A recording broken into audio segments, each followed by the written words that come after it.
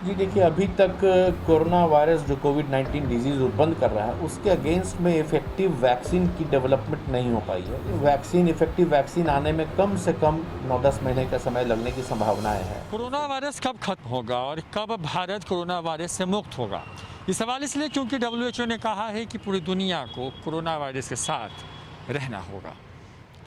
पटना के जाने माने चिकित्सक डॉक्टर दिवाकर तेजस्वी कहते हैं कि कोरोना वायरस का अगर कारगर इलाज यानी कि वैक्सीन आती है तो उसे आने और लोगों तक उसे पहुंचाने में 2 साल तक का वक्त लग सकता है, यानी कोरोना वायरस 2 साल तक हमारे और आपके बीच मौजूद रहेगा। क्या कुछ कहना है पटना के जाने माने चिकित्सक डॉक्टर दिवाकर तेजस्वी का कोरोना वायरस के संक्रमण के बढ़ते ट्रेल को लेकर के, उसके चेन को लेकर के, और भारत उससे कब मुक्त होगा उस पर सुनिए इस पूरे इंटरव्यू में। सर, एक खबर आ रही है लगातार कि डब्ल्यूएचओ ने कहा है कि फिलहाल कोरोना से बचना मुश्किल है, मतलब ये खत्म होने वाली चीज़ नहीं है, क्योंकि आप डॉक्टर हैं, आप दुनिया में ट्रैवल करते हैं, इस तरह की बीमारियों पर रिसर्च का हिस्सा रहे हैं।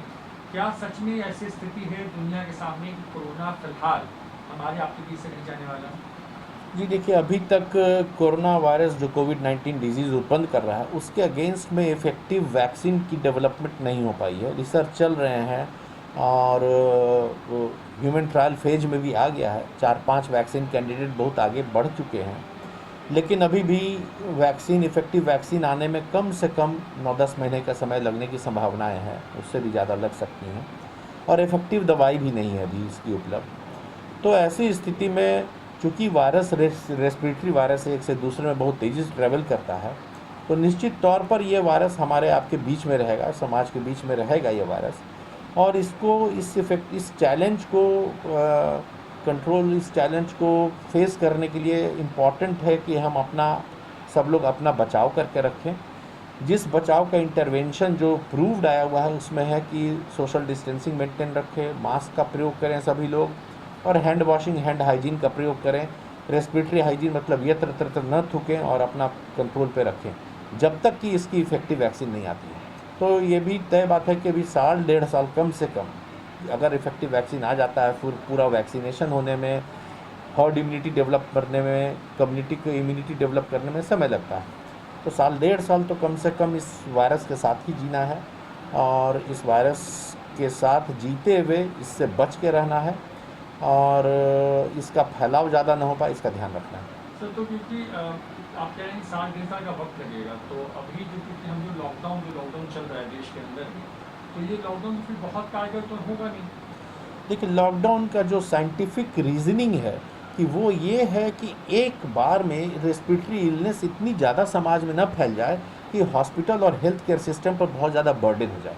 लॉकडाउन केवल उसको एक्सटेंड करने का एक तरीका है, लॉकडाउन क्योर का तरीका नहीं है। तो लॉकडाउन से क्या होगा कि एकाएक जो समाज में आने वाले रोगियों की संख्या है कोरोना वायरस से संक्रमित, उस संख्या को हम लोग नियंत्रित कर पाएँ, जिससे कि हमारे हेल्थ सिस्टम भी प्रॉपर रहे। और इस बीच हम लोग रिसर्च के द्वारा कैसे इसको और इफ़ेक्टिवली कंट्रोल किया जाए इस लॉकडाउन की अवधि में, इसको किया जाए, हॉस्पिटल हेल्थ केयर सिस्टम को और इक्विप किया जाए, और इसके साथ कैसे रहना है उसके लिए और शोध हो। तो इसलिए लॉकडाउन का केवल यही महत्व होता है, लॉकडाउन से ये बीमारी जाने वाली नहीं। तो सर, जो देश ये कह रहे हैं कि वहाँ पे लॉकडाउन हुआ और वहाँ के मामले कम हो गए हैं, लेकिन भारत में लॉकडाउन को हम लोग ऑलमोस्ट 2 महीने के आसपास में हैं, लेकिन भारत में तो ये देखा कि मतलब लॉकडाउन के बावजूद हमारे यहाँ जो मामले हैं वो लगातार बढ़ रहे हैं, और अब तो 80,000 पहुँचने वाले मामले हैं। तो क्योंकि लॉकडाउन क्या भारत में सही तरीके से नहीं हुआ, इस वजह से संक्रमण बढ़ रहे हैं, या फिर ये पिक टाइम है भारत के लिए? देखिए, भारत में हर एक जगह का संक्रमण की अवधि जो आती है वो शुरुआत हुई जैसे चाइना से, उसके करीब करीब 2 से 3 हफ्ता 4 हफ्ता के बाद से यूरोपियन कंट्री में शुरू हुई, उसके 1 महीने 3-4 हफ्ते के बाद से अमेरिका में शुरू हुआ। तो ये जो ट्रांजिशन पीरियड है, जहाँ की जिस समय पहले केस रिपोर्ट हुआ उसका से बढ़ने शुरू किए, तो उसमें अलग अलग ट्रांजेक्ट्री आ रही है, अलग अलग पीक की अवधि आ रही है। भारतवर्ष ने लॉकडाउन ससमय शुरू किया और इफ़ेक्टिवली उसे किया, लेकिन भारत का परिवेश जो है, भारत में हमारे यहाँ पॉपुलेशन डेंसिटी जो है वो विश्व की सबसे ज़्यादा घनत्व वाली जगह है। और आप देखेंगे 2.5 किलोमीटर स्क्वायर जो वो आपका धारावी वाला एरिया है, उसमें लाखों लोग रहते हैं, 10 लाख से ऊपर लोग 2.5 किलोमीटर स्क्वायर में हैं। तो हमारे यहाँ ये चैलेंज बहुत ज़्यादा है, चूँकि ये रेस्पिरेटरी इलनेस है, और हमारी जो आप बिहार के अंदर भी आप देखेंगे कि पर किलोमीटर स्क्वायर 1000 से ऊपर लोग रहते हैं। तो ऐसे में और कंसंट्रेटेड एरिया में रह रहे हैं लोग, तो ऐसे में एक से दूसरे में फैलने की संभावनाएं बढ़ जाती हैं। तो अभी तक जो केसेस आ रहे हैं भारतवर्ष के अंदर में, वो पहला तो लॉकडाउन के कारण से बहुत कम कंट्रोल्ड हुए, लेकिन अब जैसे जैसे मूवमेंट भी हुई है उसका केसेस की संख्या कुछ बढ़ी है। तो अभी जो मूवमेंट हो रहे हैं वो निश्चित तौर पे थोड़ी परेशानी और थोड़ी सतर्कता रख करके करने की आवश्यकता है, नहीं तो ये बहुत गंभीर चुनौती को बहुत गंभीर परिणाम दे सकते हैं आने वाले दिनों में।